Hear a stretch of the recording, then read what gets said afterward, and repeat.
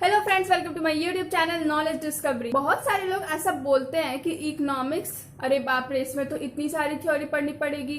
और कुछ लोग बोलते हैं कि इकोनॉमिक्स प्रॉब्लम सॉल्व करता है, जैसे कि इन्फ्लेशन, अनएम्प्लॉयमेंट। और या फिर कुछ लोग बोलते हैं कि इकोनॉमिक्स ये तो स्टॉक मार्केट बारे में बताता है और अपने पैसे को कैसे कहाँ इन्वेस्ट करें ये बताता है। तो मैं आपको बता दूं, जैसे कि मैंने अपने लास्ट वीडियो में भी बताया था कि इकोनॉमिक्स हर किसी चीज के साथ डील करता है। आपने अगर अब तक वीडियो नहीं देखा है तो आप जल्दी से जा करके देखो, मैंने लिंक डिस्क्रिप्शन में दे दिया है। तो इकोनॉमिक्स हर किसी चीज के साथ डील करता है। अभी जो भी लोग कहते हैं कि इकोनॉमिक्स ये, इकोनॉमिक्स वो, ऐसा वैसा, वो सब कुछ तो पीसेस हैं पजल के। मैं हूं अर्चना जायसवाल और मैं आपको बताने जा रही हूं द स्कोप ऑफ इकोनॉमिक्स, क्योंकि ज्ञान बांटने से ही बढ़ता है। तो चलिए शुरू करते हैं। सो इकोनॉमिक्स 2 पार्ट्स में डिवाइडेड है, माइक्रो इकोनॉमिक्स और मैक्रो इकोनॉमिक्स। माइक्रो इकोनॉमिक्स में हम एक इंडिविजुअल इंडस्ट्री, इंडिविजुअल फर्म और इंडिविजुअल हाउस होल्ड को देखते हैं कि वो कब, कैसे, क्या और क्यों डिसीजंस लेते हैं। जैसे कि अगर अमीर लोग को ज्यादा मिलता है तो क्यों मिलता है, गरीब लोग को कम मिलता है तो क्यों मिलता है, गरीबी एग्जिस्ट ही क्यों करती है इस दुनिया में, ये सब कुछ हम जानेंगे माइक्रो इकोनॉमिक्स में। मैक्रो इकोनॉमिक्स में हम सारे फर्म, सारे इंडस्ट्रीज, सारे हाउस होल्ड्स को एज अ ग्रुप देखते हैं। वो डिसीजन कब, कैसे, क्या और क्यों लेते हैं वो सब कुछ हम जानते हैं इसमें। और उनके डिसीजन से सारी इकोनॉमी में क्या असर होता है वो सब भी हम मैक्रो इकोनॉमिक्स में जानेंगे। आप एक तरह से समझ लो कि माइक्रो इकोनॉमिक्स में हम सारे ट्रीज को देखते हैं और मैक्रो इकोनॉमिक्स में हम पूरे फॉरेस्ट को देखते हैं।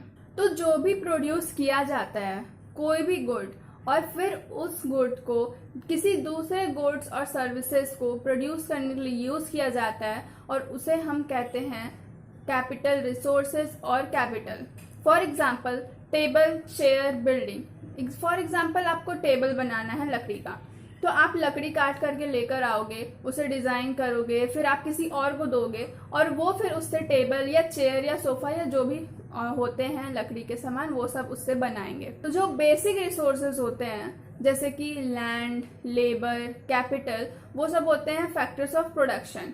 अभी फैक्टर्स ऑफ प्रोडक्शन में जैसे कि अगर आपको कोई फैक्ट्री खोलनी है, मान लो आपको चॉकलेट की फैक्ट्री खोलनी है, आपको लैंड चाहिए होगा वो फैक्ट्री लगाने के लिए। वो फैक्ट्री लगाने के लिए आपको लेबर चाहिए होंगे, उस फैक्ट्री को चलाने के लिए आपको लेबर चाहिए होंगे, और गुड्स प्रोड्यूस करने के लिए आपको चाहिए होगा कैपिटल यानी कि रिसोर्सेज। तो अब बात करते हैं इकोनॉमिक प्रॉब्लम्स की, स्कार्सिटी एंड चॉइस, कमी और पसंद। अब सपोज आप एक जंगल में फंस गए हो अकेले। यहाँ कुछ ऐसा ही सीन है जैसे कि मैन वर्सेस वाइल्ड में डिस्कवरी में दिखाते हैं। तो आप यहाँ अकेले फंस गए हो और आपके पास कुछ भी नहीं है। यहाँ आप जो भी करोगे, जो भी बनाओगे वही आपको मिलेगा। अब इस जंगल में आपके पास कोई भी रेडीमेड फैसिलिटीज नहीं होंगी, तो यहाँ आपके पास आपकी कुछ बेसिक नीड्स हैं। ऑब्वियसली सबकी बेसिक नीड्स जो होती हैं, सबसे पहली तो फूड, वाटर, क्लोथ्स और शेल्टर होता है। तो यहाँ आप डिसाइड करोगे कि सब आपकी प्रायोरिटी क्या है। आप सबसे पहले फूड लाओगे, वाटर लाओगे, शेल्टर बनाओगे या क्लोथ्स बनाओगे। आप अपनी प्रायोरिटी को देखते हुए आप देखोगे कि आपके पास क्या क्या पॉसिबिलिटीज हैं, क्या क्या रिसोर्सेस हैं जंगल में। जैसा कि हमने पहले वीडियो में देखा था कि हमारे पास लिमिटेड रिसोर्सेस हैं, तो जंगल में भी आपके पास लिमिटेड रिसोर्सेज ही होंगे। तो आपको देखना होगा कि क्या पॉसिबल है आपके लिए। आप जा करके सर्च करोगे और आपको देखना होगा, ये सोचना होगा कब, कैसे, क्या आप प्रोड्यूस करोगे, क्या बनाओगे खुद के लिए, और कैसे इफेक्टिवली उन रिसोर्सेज को यूज करोगे, क्योंकि आप उस जंगल में अकेले हो। तो ये तो हम सबको पता ही है कि हमारे पास रिसोर्सेज और टाइम दोनों ही लिमिटेड है। नाउ सपोज आप नॉन वेजिटेरियन हो और आपको मीट खाना है, तो आप हंटिंग के लिए जाओगे जंगल में।